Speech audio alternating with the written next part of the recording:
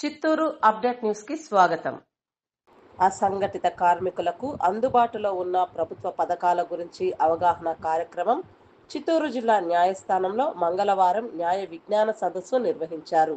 ఈ సందర్భంగా district legals authority judge MS Bharathi అసంఘటిత కార్మికులకు సంబంధిత శాఖ అధికారులకు అవగాహన సదస్సు నిర్వహించారు.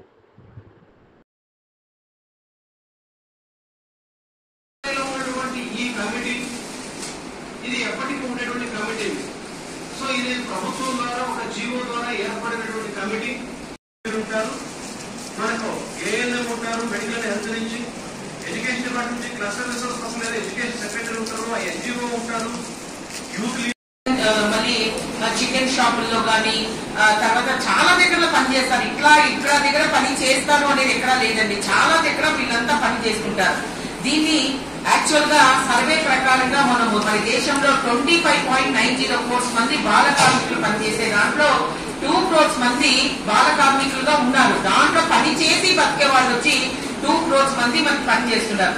దాన్ని child labour prohibition and regulation act కింద 1986 కింద ఈ చట్టం తీసుకున్నారు. ఈ చట్టంలో ఏం చేస్తారంటే ఎవరైతే బాల కార్మికుడు ఓనర్ దగ్గర పని చేస్తాడో అలాంటి వాళ్ళు అంటే 5 years to 14 years లోపల ఉండే వాళ్ళు ఎవరైతే ఓనర్ దగ్గర పని చేస్తారో అలాంటి వాళ్ళు ఈ చట్టం కింద కేసు పెట్టి అతనికి జైలు కూడా పెట్టియొచ్చు. తెలుసా? ఇది prohibition of child labour and regulation act 1986 ప్రకారంగా మనం ఎవరైనా కానీ ఒక చైల్డ్ లేబర్ ఎక్కడైనా గుర్తి ఉంటే ఆ గుర్తించిన తర్వాత పోలీసులో వాళ్ళకి అక్కడ పోతే ఆ పోలీసులు ఆ కేసు పెట్టించి అతని జైలు కూడా పోయొచ్చు.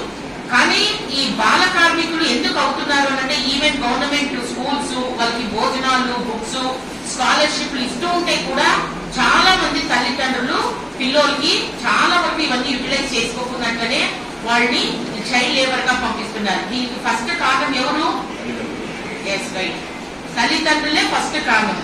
ఇవన్నీ ఇన్ని ప్రొవైడ్ చేస్తున్నా కూడా పిల్లలు ఎందుకు స్కూల్ లేకపోతున్నారు అని అంటే ఇప్పుడు ఎవరో తల్లిదండ్రులు అనే వాళ్ళు చెప్పండి. ఇంత గవర్నమెంట్ ప్రొవైడ్ చేస్తున్నా కూడా మెయిన్ తల్లిదండ్రులు ఎందుకు పంపిస్తాం లేదు స్కూల్ కి చెప్పండి? Very good, poverty.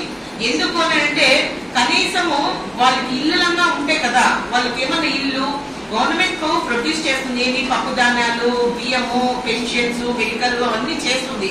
కానీ మెయిన్ వాళ్ళు ఇల్లు లేక, ఇల్లు అనేది ఉంటే ఏ రకమైన పని చేస్తారు. పని చేయకపోయినా కూడా గవర్నమెంట్ ఇచ్చే పప్పుదారులే పెడతారు. మెయిన్ ఏంటి అంటే వాళ్ళకి మెయిన్ ఒక ఇల్లు ఉంటే ఆ ఇల్లు ఉంటే ఏ రకంగా చేస్తారు. ఫస్ట్ ఇంకొకటి ఏమేంటంటే అలాంటి దాంట్లో గవర్నమెంట్ వాళ్ళకి కూడా చాలా వరకు స్కీమ్స్ ఇస్తున్నారు. కానీ ఆ స్కీమ్స్ ఎంతవరకు పేద జనాలకి వెళ్తుందా